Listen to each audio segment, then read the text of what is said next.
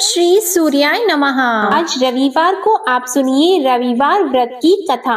प्राचीन काल में एक राजा था और एक रानी थी। उनके पास सिपाही, घोड़े, दासियां, दास, धन दौलत सब कुछ था, सिर्फ उनकी संतान नहीं थी। इसी कारण वे दोनों राजा रानी बहुत दुखी रहते थे। संतान प्राप्ति के लिए उन्होंने हर तरह के दान, धर्म, धार्मिक अनुष्ठान, जप, मंत्र, पूजा पाठ आदि सब किया, लेकिन इससे उनका कोई फायदा नहीं हुआ। जब राजा और रानी वृद्ध होने लगे तो दोनों को बहुत ही चिंता हो गई। वे दोनों सोच में पड़ गए कि अब हमारे इतने बड़े राज्य का क्या होगा, कौन बनेगा इस राज्य का वारिस, कौन लेगा प्रजा की जिम्मेदारी। राजा और रानी दिन रात इसी चिंता में घुटने लगे। उन्हें खाने और पीने की भी सुध नहीं रहती थी। तो एक सुबह राजा के दरबार में एक साधु आता है तो दासी रानी को इत्तला करती है। तब वह दासी से कहती है, ये मेरा अंतिम दान धर्म है, इसके बाद मैं अपने हाथों से कोई दान धर्म नहीं करूंगी। रानी चावल भरा छाछ हाथ में लेकर बाहर आती है और साधु की झोली में भिक्षा डालने आगे बढ़ती है तो उसके चेहरे पर छाई उद्विग्नता साधु की दृष्टि में आती है। वह उससे पूछता है कि रानी साहिबा, आपको क्या हुआ है, आपको क्यों इतनी उदासी हो गई है। तब रानी साधु को सारी हकीकत बताती है और सिसकने लगती है। उस पर वह साधु कुछ पल गंभीर हो जाता है और कहता है कि चिंता मत करो रानी साहिबा, आपकी संतान की इच्छा पूरी हो जाएगी, आपकी कोख से एक पुत्र का जन्म होगा। मात्र वह 14 साल तक ही आप लोगों को मिलेगा, इसके आगे वह जीवित नहीं रह पाएगा। इससे बढ़कर आपको कुछ देना मेरे लिए संभव नहीं है। अपनी बात पूरी करते उसने अपनी झोली में हाथ डाला। झोली में हाथ डालकर थोड़ी सी भभूत निकालकर उसने रानी को दी और कहा, आप और महाराज दोनों इसे बांटकर ग्रहण कर लेना, तुम्हें जल्द ही पुत्र की प्राप्ति होगी। और वह साधु अपनी राह को चला गया। उसके जाने के बाद रानी सोचने लगी कि 14 साल तो 14 साल ही सही, उतने समय के लिए हमें पुत्र तो मिलेगा, यही काफी है। उतने साल तक मैं उसे जी जान से बड़ा करूंगी, उसे ढेर सारा प्यार और दुलार करूंगी, अपनी संतान की मुराद पूरी करूंगी। उस रात अपना सारा राज गाज खत्म करके राजा जब रानी के महल में गए तो रानी ने राजा को सारी बात बता दी और साधु की दी हुई भभूत राजा को दिखाकर बोली कि साधु महाराज ने ये भभूत हम दोनों को ग्रहण करने के लिए दी है। राजा बोले, इतना दान और धर्म किया, जप और तप किया, उसका कोई फल नहीं मिला, अब इस भभूत से हमें क्या संतान प्राप्त होगी। उस पर रानी बोली, जब इतना सब कुछ कर लिया तो अब ये भी सही, क्यों हम उस साधु के क्रोध को बुलावा दें। राजा को अब किसी बात पर विश्वास नहीं था, पर रानी को दुख ना पहुँचे इसलिए वह राजी हो गया। और राजा रानी दोनों नहाते धोते हैं, फिर अपने भगवान का नाम का स्मरण करते हैं, अपने पुरखों को स्मरण करते हैं और उस साधु महाराज का नाम स्मरण करके वह भभूत बांटकर दोनों खाते हैं। उसके बाद दोनों निश्चित होकर सो जाते हैं। तो कुछ दिन गुजर जाते हैं और साधु द्वारा कहे अनुसार रानी गर्भवती हो जाती है। उस पर राजा और रानी दोनों की खुशी गगन में नहीं समाती। राजा रानी से बोलते हैं, महारानी सचमुच साधु महाराज की कृपा हो गई। तो 9 महीने बाद रानी ने एक सुंदर पुत्र को जन्म दिया। राजा ने बड़ी धूमधाम से पुत्र का नामकरण किया। सारे राज्य में 8 दिन तक अनशन तर्पण रखा, उत्सव मनाया गया। आप पुत्र की कुंडली देखने के लिए राज्य के सबसे विद्वान पंडित जी को बुलाया गया। जो कुंडली देखकर पंडित जी बड़े चिंतित हो गए, कहने लगे, महाराज हमारा राजपुत्र सिर्फ 14 साल तक हमारे पास रहेगा। राजा को इस बात की भनक तो थी ही, रानी को भी साधु महाराज की बात याद थी। दोनों चुप रह जाते हैं। उसके बाद राजा और रानी बड़े प्यार से बेटे की परवरिश करते हैं, उसकी हर ख्वाहिश पूरी करते हैं और थोड़े समय के लिए ही सही भगवान ने संतान की अपनी मुराद पूरी कर ली। इससे वे समाधान मानते हैं। राजपुत्र दिन प्रतिदिन बड़ा होता है। जब वह 7 साल का हो जाता है तो राजा एक अच्छे गुरु की नियुक्ति करके उसे पढ़ाई लिखाई घुड़सवारी आदि 12 विद्याओं का शिक्षण देते हैं। जब वह सब शास्त्र विद्या में पारंगत हो जाता है और 12 साल की उम्र का हो जाता है तब एक अच्छी सी राजकन्या खोजकर उसकी शादी करा देते हैं। तो 2 और साल बीत जाते हैं। बेटा 14 साल का हो जाता है। एक दिन राजपुत्र राजा से बोलता है, पिताजी, मैं अपना सारा राज्य घूमकर देखना चाहता हूँ। आज तक मैंने सिर्फ इस रजवाड़े के अतिरिक्त कुछ देखा नहीं है। बेटे की बात सुनकर राजा चिंतित हो जाते हैं, क्योंकि पुत्र को 14वां साल शुरू हुआ ही था। अब कोई अनहोनी होने का वक्त नजदीक आ पहुंचा था, लेकिन राजा यह सब बातें पुत्र को बता नहीं सकता था। राजा अपने चेहरे पर खुशी लाकर बेटे से कहता है कि हाँ, जरूर जाओ बेटा, तुम्हें अपना सारा राज्य घूमकर देखना चाहिए। कहाँ क्या है ये सब जानना चाहिए। कल मेरे बाद तुम ही को तो राजा बनना है। मात्र एक बात का ध्यान रखें, तुम जहाँ जा रहे हो, क्या कर रहे हो, ये बात अपनी पत्नी को नहीं बताना। पुत्र कहता है, ठीक है पिताजी, आपने जो कहा है मैं वैसा ही करूँगा। राजपुत्र दिन भर अपनी पत्नी के साथ रहता है, खुशियाँ मनाता है और रात को 12 बजे वह उठकर बाहर चला जाता है। फिर सुबह होने से पहले वापस अपने महल में आकर सो जाता है। ऐसा बहुत दिनों तक चलता रहा और पुत्र का 14वां साल खत्म होने में कुछ ही दिन बाकी रहे थे। इतने में उसकी पत्नी यानी छोटी रानी रात में जाग जाती है। वह देखती है कि बिस्तर पर राजपुत्र नहीं है। वह महल में सब जगह देखती है तो राजपुत्र कहीं भी नजर नहीं आते। तो वह क्या करती, किससे कहती? वह चुपचाप रहती है। फिर वह सुबह होने पर देखती है कि उसका पति अपनी जगह सोया हुआ है। वह पति से कुछ नहीं पूछती है, लेकिन दूसरी रात भी जब वैसा ही होता है, तीसरी और चौथी रात और कुछ दिनों तक ऐसा ही चलता रहता है, तब रानी बहुत ही चिंतित हो जाती है। उसके मन में ढेर सारे सवाल उठते हैं, लेकिन उसे पूछने में डर लगता है। शायद पति गुस्सा कर बैठे। सास ससुर से पूछने के बारे में सोचा तो उसकी कुल मर्यादा बीच में आ जाती थी। तो इस तरह वह मन ही मन घुटती रहती थी। इस हालत में उसे खाने पीने में दिलचस्पी नहीं होती थी। वह दुबली पतली हो जाती है। तो उस राज्य में फूल बेचने वाली एक बूढ़ी मालिन थी। वह हमेशा छोटी रानी को फूल देने उसके महल में आती थी। उस बुढ़िया का ध्यान छोटी रानी पर पड़ जाता है। वह उससे पूछती है, बेटी, तुम्हें किस बात का दुख है? तुम इस तरह सूख कर कांटा क्यों बनी हो? उस पर रानी कहती है, क्या बताऊं तुम्हें अम्मा, तुम्हारा राजपुत्र हर रात्रि को बाहर चला जाता है और सुबह वापस लौट कर आ जाता है। वह कहाँ जाता है, क्या करता है, यह सोच सोच कर मैं अन्न जल ग्रहण नहीं कर पाती हूँ और सूख सूख कर इस तरह कांटा बन रही हूँ। बुढ़िया सब बात सुनकर उसे एक उपाय बताती है कि बेटा ऐसा करना, आज रात को तुम सोना मत, उसके पीछे जाकर देखना कि वह कहाँ जाता है, क्या करता है और उसकी अच्छी तरह से पहरेदारी करना। तो छोटी रानी बोली कि अगर मुझे नींद आ गई तो बुढ़िया बोली कि तुम्हें नींद न आए इसलिए एक काम करना, अपने बाएं हाथ की उंगली में एक जख्म कर देना, उस पर थोड़ी सी मिर्ची छिड़कना, उससे तुम्हें बड़ी जलन होगी और उस पीड़ा से तुम्हें रात भर नींद नहीं आएगी। रानी बुढ़िया के कहे अनुसार वही करती है। उंगली की जलन से उसे बड़ी देर तक नींद नहीं आती, लेकिन बाद में वो सो जाती है। दूसरे दिन सुबह बुढ़िया फूल लेकर उसके महल में पहुंचती है और पूछती है, क्या हुआ बेटी, क्या तुम देख पाई कि पति कहाँ जाता है? रानी कहती है, नहीं अम्मा, पहले कुछ समय जलन के कारण मुझे नींद नहीं आई, पर कुछ देर के पश्चात मैं सो गई।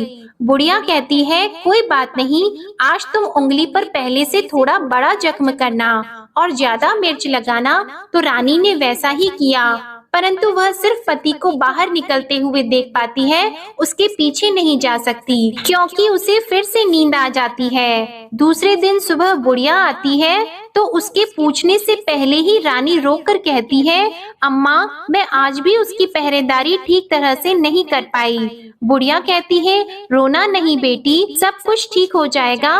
तुम आज रात जख्म और बड़ा करना और उस पर ज्यादा मिर्ची लगाना, और एक काम करना कि जब वह जाने के लिए निकलता है तब उसका रास्ता रोकना।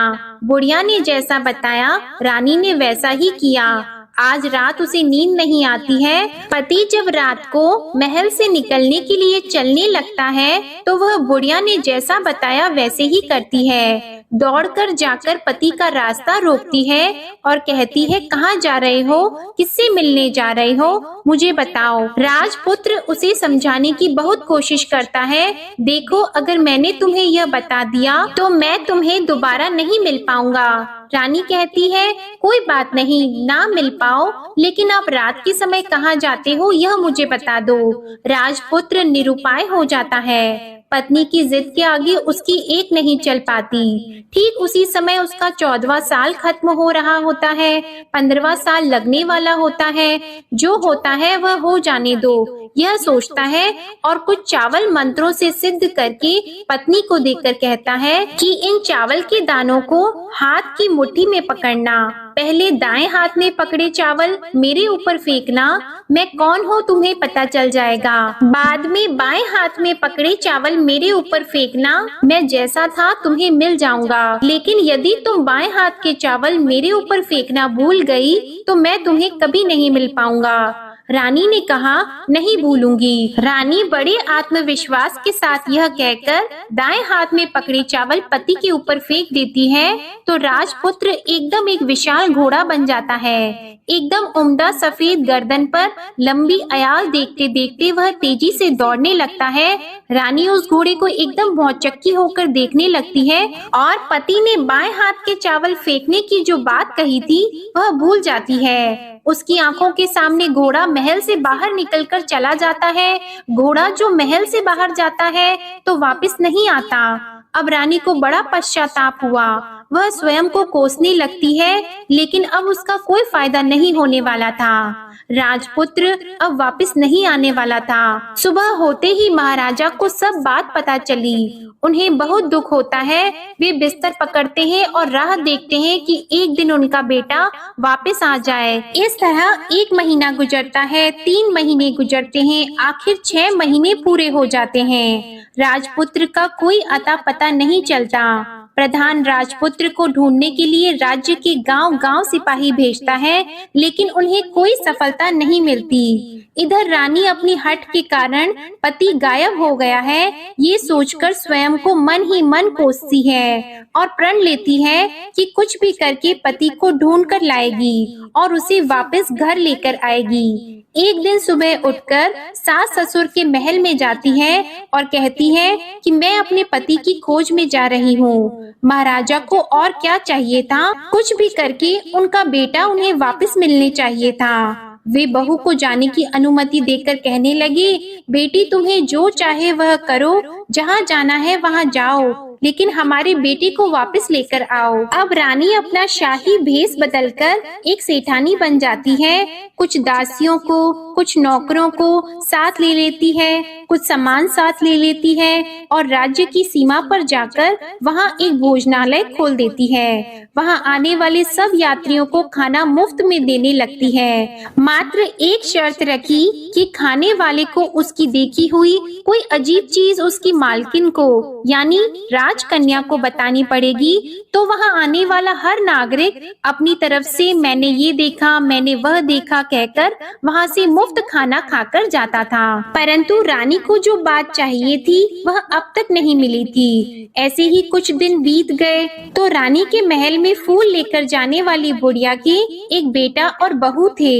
उनका एक छोटा बेटा था, यानी बुढ़िया का एक पोता था। तो बेटा और बहू सुबह काम के लिए निकलते थे तो पोते को संभालने की जिम्मेदारी बुढ़िया पर रहती थी। दिन भर पोते को संभालती थी। एक दिन बुढ़िया को पान खाने की आदत थी, तो पान लगाने के लिए चूना चाहिए था। वह उसे तैयार करने के लिए सीपी लेकर आई। इन सीपियों को भूनने के लिए गोबर के कंडे चाहिए थे। कंडे इकट्ठा करने के लिए वह बांस की टोकरी लेकर चरवाहे के मैदान में गई। वहाँ बहुत सारे कंडे थे। उन्हें जमा करते करते उसे घर आने में अंधेरा हो गया। इस ओर शाम होते ही काम से वापस आकर बेटा और बहू घर पहुँचे तो देखा कि बच्चा घर पर अकेला है और रो रहा है। वे दोनों गुस्से से लाल पीले हो गए। इतने में बुढ़िया घर आ पहुंची। बेटे ने पूछा, पोती को घर अकेला छोड़कर कहाँ गई थी? बुढ़िया बताने लगी कि मैं गोबर के कंडे इकट्ठा करने गई थी। इस पर बेटा बोला, दोबारा बच्चे को अकेला घर पर छोड़कर यदि कहीं गई तो मैं तुम्हें बहुत पीटूंगा। बुढ़िया कहने लगी, नहीं बेटा, फिर कभी ऐसा नहीं करूंगी। लेकिन दूसरे ही दिन बुढ़िया वह बात भूल गई और फिर चरवाहे के मैदान पर कंडे इकट्ठा करने चली गई। शाम को जब बेटा और बहू काम से वापस लौटे तो देखा कि बच्चा घर पर अकेला है और रो रहा है। अब उसके बेटे की सहन शक्ति खत्म होने लगी और बुढ़िया के वापस आने पर उसे घर से निकाल दिया। बुढ़िया रात भर घर के बाहर अंधेरे में बैठी रही और सुबह होते ही हाथ में टोकरी लेकर कंडे इकट्ठा करने के लिए निकल गई। उस दिन उस पर कंडे इकट्ठा करने का मानो पागलपन सवार हो गया था। कंडे इकट्ठा करते करते जब अंधेरा हो गया उसे मालूम ही नहीं चला। उसे जब ध्यान आया तो गांव का रास्ता भी ठीक तरह से दिखाई नहीं दे रहा था। वह अंधेरे में आंखें फाड़कर देखती देखती किसी तरह आगे निकल पड़ी तो एक कपिला गाय छन छन की आवाज करते गली की घंटी बजाते ठुमक कर उस मैदान पर आ गई। उसे देखकर बुढ़िया सोचने लगी कि इस गाय के पीछे पीछे जाऊंगी तो गांव तक पहुंच जाऊंगी। तब बुढ़िया उसके पीछे पीछे जाने लगी। वह गाय उस मैदान से लेकर एक एक करके 6 मैदान पार करती है। आखिर में वह 7वें मैदान तक पहुंचती है तो क्या होता है कि उस मैदान पर एक बड़ा सा पत्थर है। गाय जाकर उस पत्थर को अपना सींग मारती है। जब गाय ने सींग मारा तो वह पत्थर दूर हट गया और पाताल में नीचे जाने की सीढ़ियां दिखाई देने लगी। तब वह गाय उन सीढ़ियों से नीचे जाने लगी। बुढ़िया वह सब देख रही थी और झट से जाके गाय की पूंछ को पकड़ लिया। वह गाय के साथ नीचे पाताल में पहुंच गई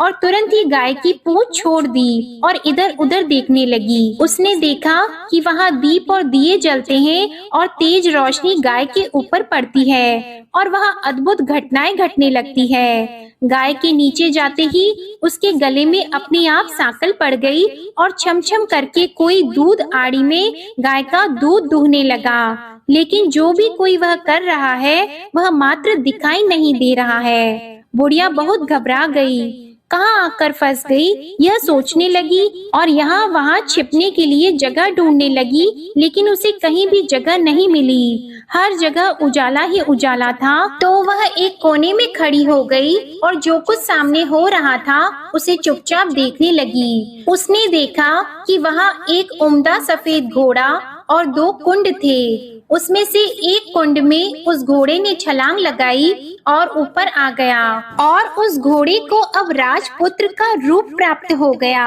उसने दूसरे कुंड के पानी में स्नान किया, वहाँ रखे नए कपड़े पहने और नजदीक ही एक सुंदर पलंग था, उस पर आकर वह बैठ गया। उसके सामने अपने आप 5 पकवानों की थाली आ गई।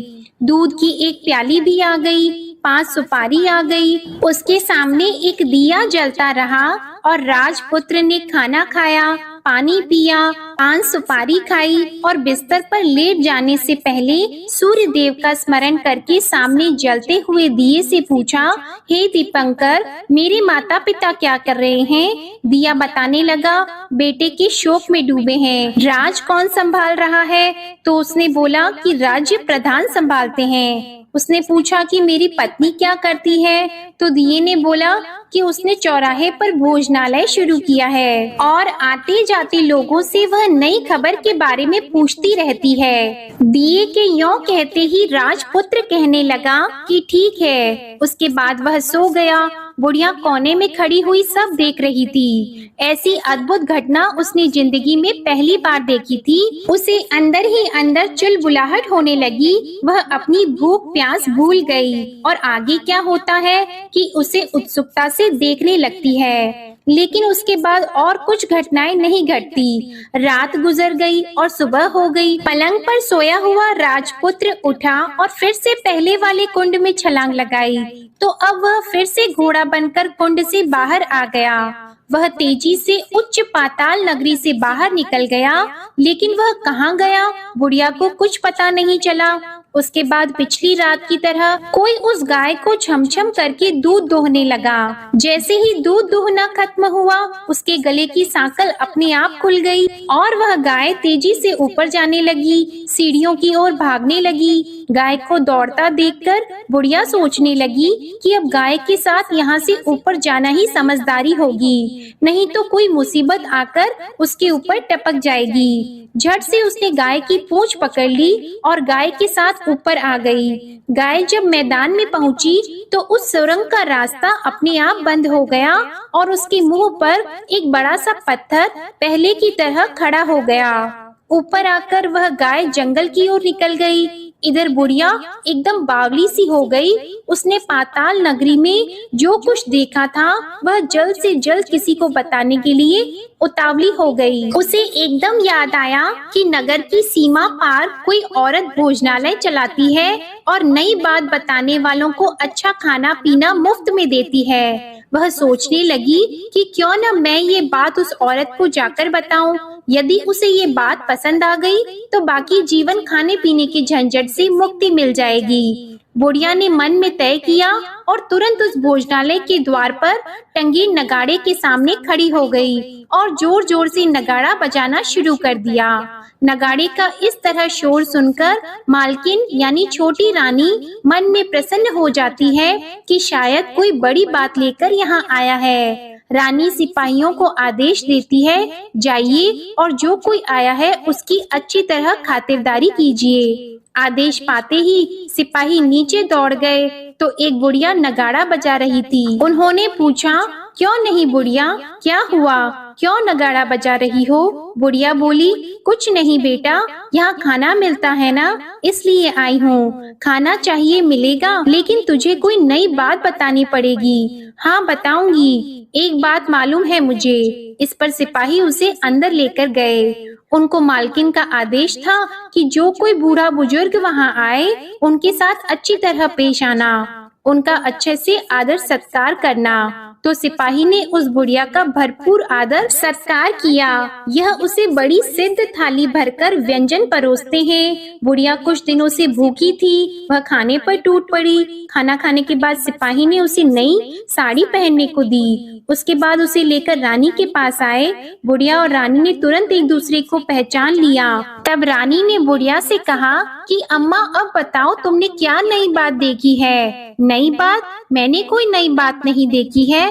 बुढ़िया बोली, वह तो मेरे पास तुम्हें देने के लिए खाने के पैसे नहीं थे, इसलिए मैंने झूठ कहा और नगाड़ा बजाया। रानी ने कहा, अम्मा घबराना नहीं, मैं किसी को तुम्हारा नाम नहीं बताऊंगी। फिर भी बुढ़िया ने कहा कि मेरे पास कोई नई बात नहीं है। इस पर रानी ने उससे कहा, देखो अम्मा, यदि तुमने मुझे वह नई बात बताई तो जिंदगी भर मैं तुम्हारी देखभाल करूंगी और तुम्हें रानी माता की तरह रखूंगी। अब बुढ़िया बताने को तैयार हो गई। उसने जो कुछ उस चारागाह वाले मैदान पर देखा था वह सब कुछ कुंवर रानी को बता दिया। बुढ़िया की वे बातें सुनकर कुंवरनी को यकीन हो गया कि वह राजपुत्र उसी का पति है। वह तुरंत बुढ़िया से कहने लगी कि अब माँ मुझे उस जगह पर ले चलो।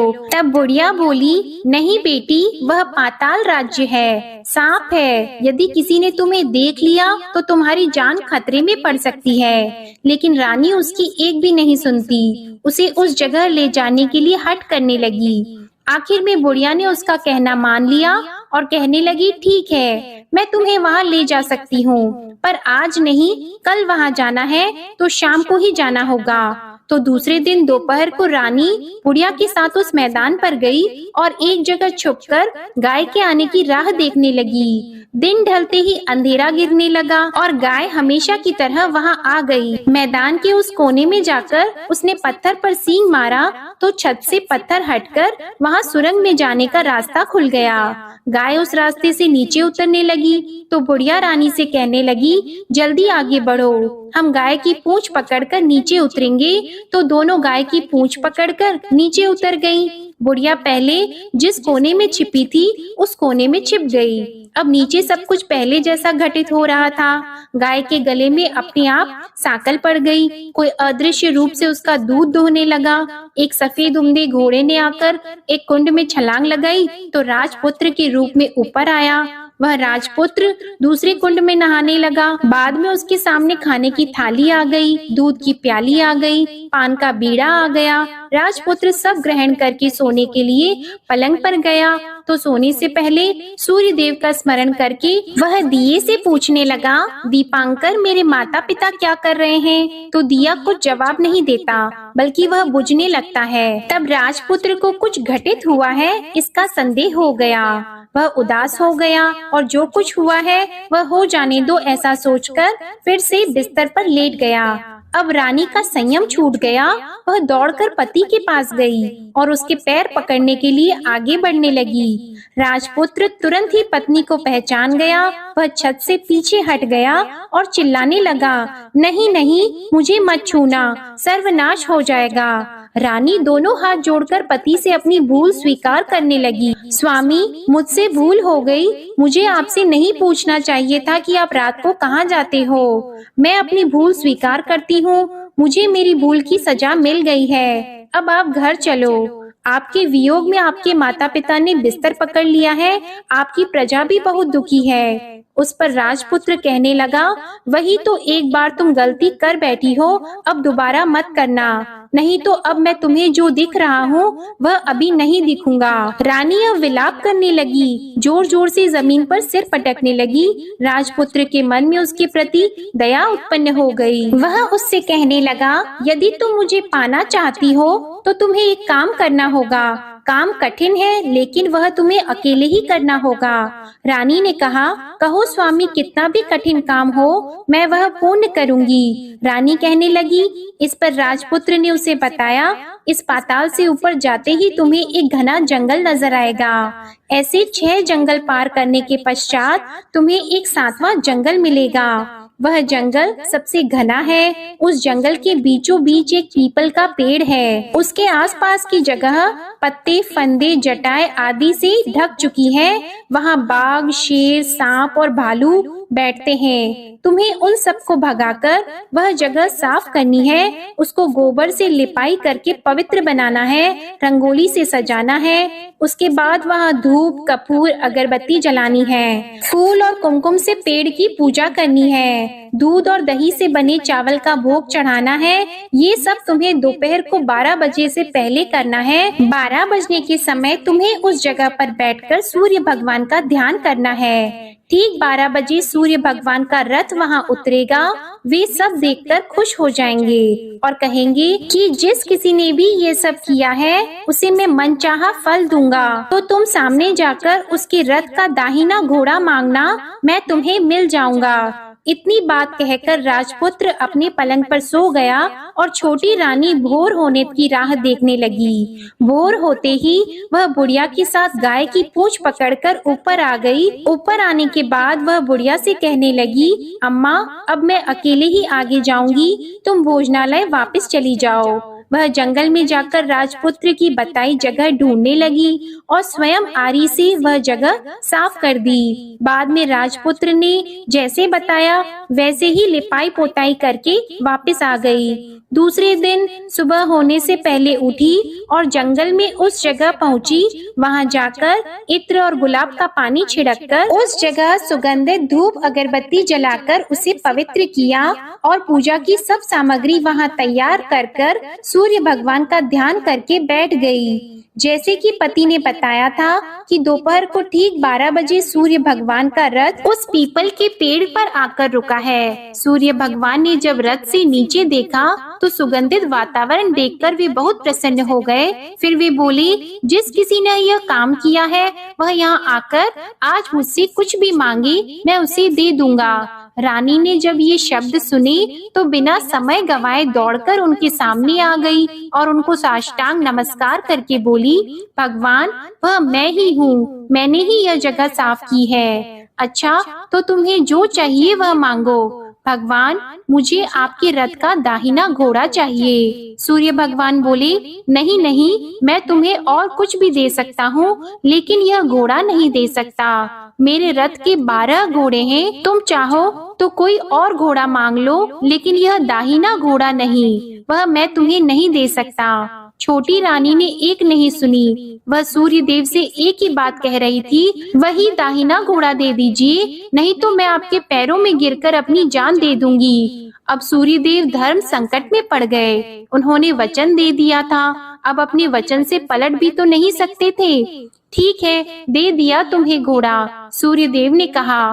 फिर एक बात और भी कही, देखो मैंने तुम्हें घोड़ा तो दे दिया है, लेकिन वह तुम्हें यहाँ नहीं मिलेगा, तुम्हें उसे पाताल में जाकर लाना होगा। रानी बोली, पाताल में ही क्यों भगवान, मैं उन्हें पाने के लिए कहीं भी जा सकती हूँ। रानी को वचन देकर सूर्य देव अपने मार्ग को चले गए और इधर रानी जंगल से अपने भोजनालय में आ गई। फिर वह बुढ़िया को लेकर उस मैदान पर आ गई और जल्दी ही शाम हो गई। शाम होते ही वहाँ वह गाय आ गई और उसने सींग मारकर सुरंग का पत्थर हटाया और नीचे उतरने लगी। रानी और बुढ़िया जल्दी जल्दी उसकी पूंछ पकड़कर नीचे उतर गईं। नीचे पाताल में सब घटनाएं पहले की तरह ही घटने लगी। घोड़े का एक कुंड में नहाकर राजपुत्र बन जाना, नहा धोकर पलंग पर जाकर बैठना, तो उसे खाने की थाली, दूध की प्याली आना, पान का बीड़ा आना। लेकिन आज एक नई बात घटी। आज 2-2 थाली, 2-2 दूध की प्याली और 2-2 पान के बीड़े उसके सामने आए। वह कुछ नहीं बोला।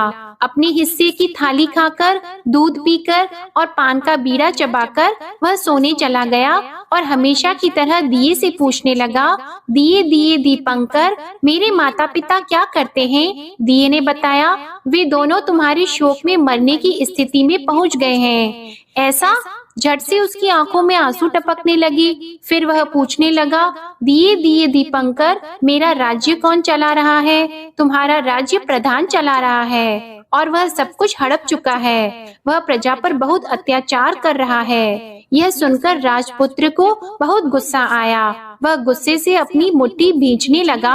अब वह पूछने लगा, दिए दिए दीपंकर, मेरी पत्नी क्या कर रही है? अब दिया कुछ नहीं बोला और चुप रहा। अब रानी का संयम जवाब दे गया। वह दौड़कर पति के गले लग गई। अब मैं तुम्हें मिल गया। राजपुत्र कहने लगा, सच कहते हो? अब आप फिर से घोड़ा तो नहीं बनोगे ना? नहीं, दोबारा घोड़ा नहीं बनूंगा। तुमने जो इतने सारे कष्ट उठाए हैं मुझे पाने के लिए, इसलिए सूर्य देव ने मुझे सदा के लिए घोड़े के जन्म से मुक्त कर दिया है। राजपुत्र ने बड़े प्यार से कहा और उसे गले लगाया। उसके आंसू पोंछे और कुछ देर के पश्चात सुबह हो गई तो गाय की श्रृंखला टूटकर वह ऊपर भूलोक जाने लगी। रानी, राजपुत्र और बुढ़िया उसकी पूंछ पकड़कर ऊपर आ गए। ऊपर आने पर वे सीधे भोजनालय में पहुँचे। वहाँ का सब सामान लोगों में बांट दिया और उसको ताला लगाकर अपने राज्य में लौट आए। राजपुत्र वापस आता है और उसके तेवर देखकर प्रधान घबरा जाता है। राजपुत्र ने उसे बंदी बनाकर कैद खाने में डाल दिया और राज्य की बागडोर अपने हाथ में ले ली। उसके बाद वह अपने माता पिता को मिलने उनके महल में गया। तब राजपुत्र क्या देखता है कि उसके माता पिता उसके शोक में अस्थि पंजर बने हुए हैं। पुत्र को वापस आया देखकर मरणासन राजा रानी की आंखों से टप टप आंसू बहने लगे। इन दोनों ने पुत्र को गले लगा लिया, उसे प्यार से सहलाया और इतना होने के बाद उनकी सेहत में एकदम सुधार आने लगा। वे अब बिस्तर से उठकर बैठ गए हैं, पुत्र को आशीर्वाद देने लगे हैं। राजपुत्र के आने की खबर तुरंत ही राज्य में फैल गई। प्रजा खुशी से फूली नहीं समाई। प्रजाजन राजमहल के सामने इकट्ठा हो गए। राजपुत्र ने भी उन्हें दर्शन दिए और आज से उन्हें कोई दुख नहीं पहुंचाएगा, ऐसा वचन भी दिया। अब राजा अपने पुत्र का राज्याभिषेक करके उसे सिंहासन पर बिठाता है और बहू को महारानी का दर्जा देता है और स्वयं अपनी पत्नी के साथ ईश्वर स्मरण करते खुशी से दिन बिताता है। महाराजा बना राजपुत्र अच्छी तरह से राज्य चलाने लगा और अपनी पत्नी के साथ सुख शांति से जीवन बिताने लगा। उस बुढ़िया को रानी ने अपने ही पास रख लिया और उसकी अच्छी तरह से देखभाल करने लगी। बुढ़िया और उसके बुढ़ापे के दिन खुशी से गुजरने लगे। प्रेम से बोलिए सूर्य नारायण भगवान की जय। आपको आज की कथा पसंद आए तो वीडियो को लाइक करना मत भूलिएगा, शेयर कीजिएगा, कमेंट में भगवान श्री सूर्य नारायण की जय लिखिएगा और चैनल को भी सब्सक्राइब करिएगा। इसी के साथ आप हमारे चैनल पर फाल्गुन मास महात्म्य की कथाओं को भी जरूर सुनिएगा।